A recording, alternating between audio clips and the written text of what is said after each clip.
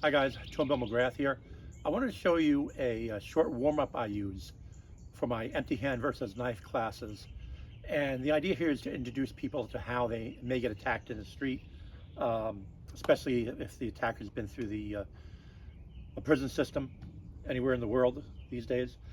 And it's basically on boxing. This is the boxing I learned from Tuangahe when I first started training with him. And the idea of Pekiti-Tirsia boxing principle is you need to protect your hands from damage, so you're going to see very few hits to the head,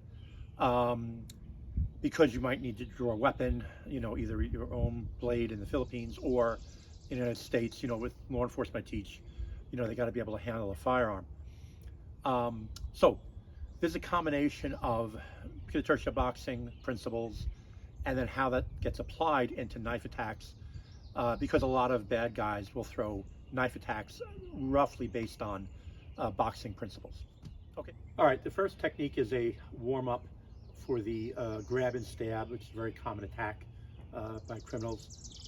And essentially it's a jab, a cross, and a jab is how we're going to train it. So what I want you to do is, I'm going to square up on this guy here. There's Bob.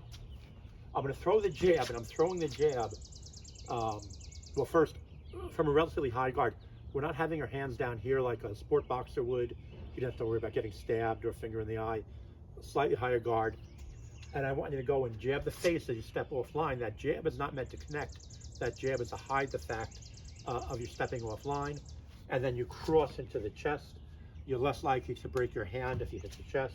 And then we come up and we block, and we either punch corner of the jaw, or I actually teach a lot of times to push off the shoulder to post and get some distance.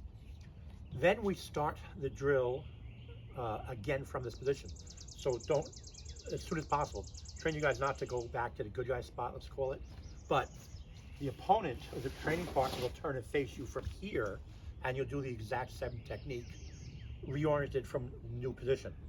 So you throw a jab, you throw a cross, you push off to gain distance, and you really want to reset yourself at a distance that he would have to take a step to hit you. So that would be the jab, cross, jab. All right, the next technique is going to be a jab and a hook. And a lot of times in Pekiti-Tirsia, you throw a technique, even empty hand, put this down, even empty hand, and try not to let your attacking hand hit your body. Because the idea is, if you do this with a weapon in your hand, you don't want to train yourself, to impact your own body. So you're on guard, again, a high guard, jab and hook, and then come back.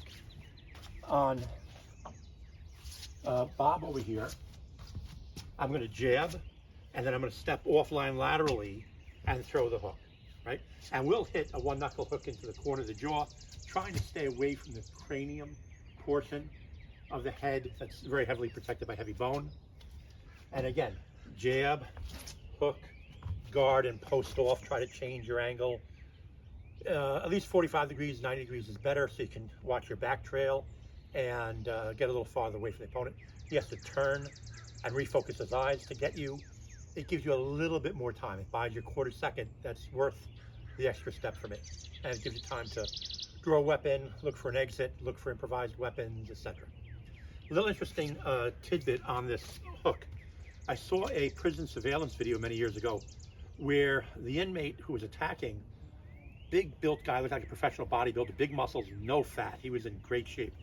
And he goes to attack another inmate, and he goes for the grab, and he tries 3 times for the straight stab. And then I noticed he started getting wider and wider, and his hooks got to the point where they're actually kind of sloppy looking. What happened was the victim, or potential victim, saw him coming, and he got up and moved away. This is a prison yard that had lots of room. And what he was doing, I've got arms on Bob, but we'll say this, was the potential victim was posting off of that grabbing hand and just moving and maintaining distance. And his footwork was such, it's not complicated footwork, he's just dancing around the guy in a circle.